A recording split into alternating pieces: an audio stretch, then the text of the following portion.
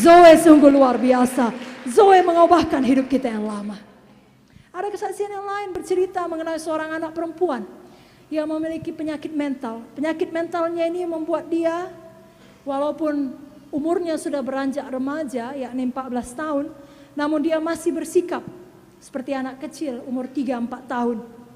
Dia tidak berpakaian dengan rapi, kalaupun ibunya sudah berusaha menaruh pakaiannya rapi, dia sendiri membuat dia menjadi acak-acakan. Rambutnya selalu kusut, seakan-akan tikus bersarang di situ. Dia suka kotor, susah dimandikan, dia selalu bau, dan sikapnya tidak pernah menunjukkan kesopanan sebagaimana seharusnya gadis kecil bersikap. Khususnya di dalam ibadah di gereja, dan jemaat yang mengenal dia sudah menjadi terbiasa dengan tingkah lakunya yang aneh karena penyakit mental yang dideritanya. Dalam ibadah nanti dia bisa tiba-tiba bersuara keras. Bahkan saat pendeta berkhotbah dia akan telentang tidur di lantai.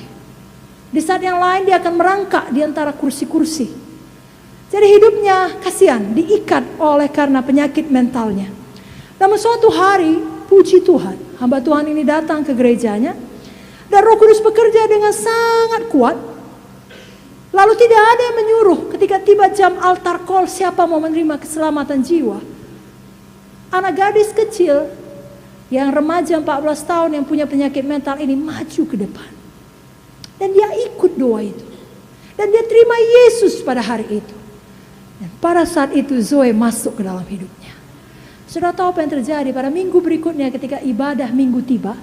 Seluruh gereja itu heran. Karena anak gadis kecil itu berpakaian rapi, rambutnya rapi, tubuhnya harum. Dan dia masuk dengan muka yang bersih, duduk di tempat duduk dengan tenang selama ibadah sampai berakhir. Perubahan dahsyat terjadi. Roh Kudus sendiri memperbaiki mentalnya. Kenapa tidak? Memang dialah pencipta kita. Tentu dia bisa memperbaiki kita. Dan cerita ini masih memiliki sambungan, saudaraku. Dia kemudian belajar membaca.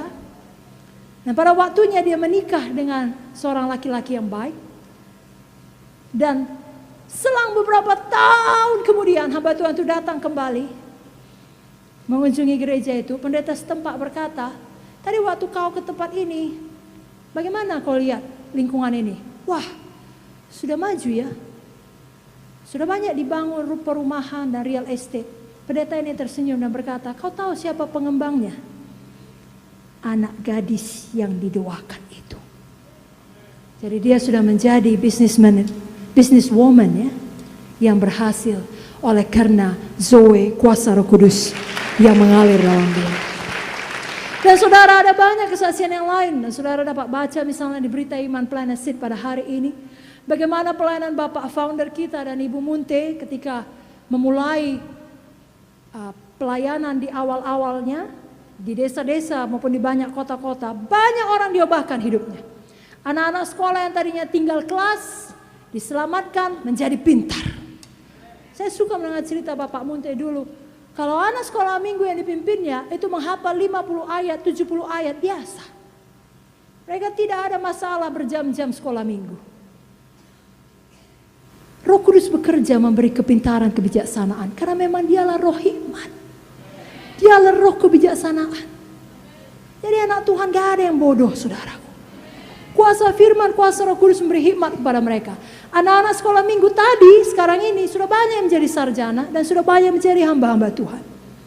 Juga ada kesaksian mengenai 2 kampung yang selalu berkelahi satu sama lain, tapi setelah Bapak founder kita menginjili kedua kampung tersebut, memperdamaikan mereka, maka semua mereka mengalami perubahan. Mereka tidak lagi berkelahi. Kalau tadinya para kaum laki-laki pemuda setempat kemana-mana selalu membawa senjata tajam. Karena siap sedia berkelahi, siap sedia mempertahankan diri. Tapi pada waktu Bapak Munte melayani mereka, mereka bawa ke depan, mereka serahkan semua senjata tajam itu. Dan mereka pulang dan mereka menjadi pemberita-pemberita Injil. Itulah kuasa Zoe. Amin saudara. Juga ada kesaksian mengenai orang yang dirasuk oleh setan. Begitu dahsyatnya Seperti yang tertulis di Alkitab ketika Bapak Munte dulu melayani. Orang ini dipasung, dirantai.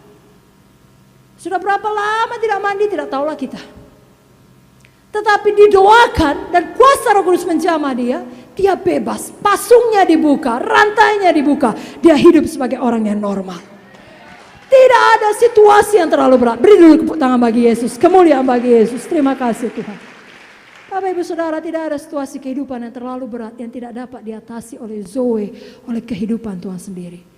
Hari ini, bukalah hati kita, percayalah firman Tuhan. Terimalah Roh Kudus, terimalah Zoe, terimalah kehidupan Tuhan pada hari ini. Kalau saudara belum menerima kepenuhan Roh Kudus, rindukanlah, itu milik saudara. Nanti hamba-hamba Tuhan bisa meletakkan tangan pada saudara, saudara bisa terima. Bahkan tanpa peletakan tangan, saudara mohon saja pada Tuhan dalam doa. Roh Kudus bisa memenuhkan saudara. Kalau orang lain ditolong, kita juga ditolong. Tuhan kita tidak memandang rupa. Kalau dari kesaksian tadi kita mendengar mereka beroleh kehidupan yang baru, yang jauh lebih baik. Kita juga dapat memiliki kehidupan yang baru, yang jauh lebih baik. Dari yang kita usahakan sendiri. Kekuatan manusia tidak ada gunanya. Kekuatan Roh Kudus menghidupkan. Dihidupkan oleh Zoe. Selalu ada kemenangan dalam iman kepada Yesus Kristus. Saudaraku, apakah saudara diberkati oleh firman Tuhan ini? Saudara yang diberkati katakan saya. Kita semua dapat mengalami Zoe setiap hari. Amin. Menerima kehidupan baru yang lebih baik dari sebelumnya. Semangat dan visi kita dihidupkan oleh Roh Kudus. Tidak ada lagi hidup yang hambar. Tidak ada lagi hidup yang tertekan. Tidak ada lagi hidup dalam kekhawatiran. Amin. Namun tentunya itu semua dimulai apabila kita menerima Yesus sebagai Tuhan dan Juru Selamat kita. Itu semua dimulai dari kelahiran baru. Karena itu bukalah hati saudara. Mari kita undang Yesus masuk ke dalam hati kita masing-masing. Saya mau mengajak kita semua membuka hati kita sehingga Zoe dapat menjadi milik kita. Roh Kudus tinggal dalam kita. Mari kita semua bangkit berdiri.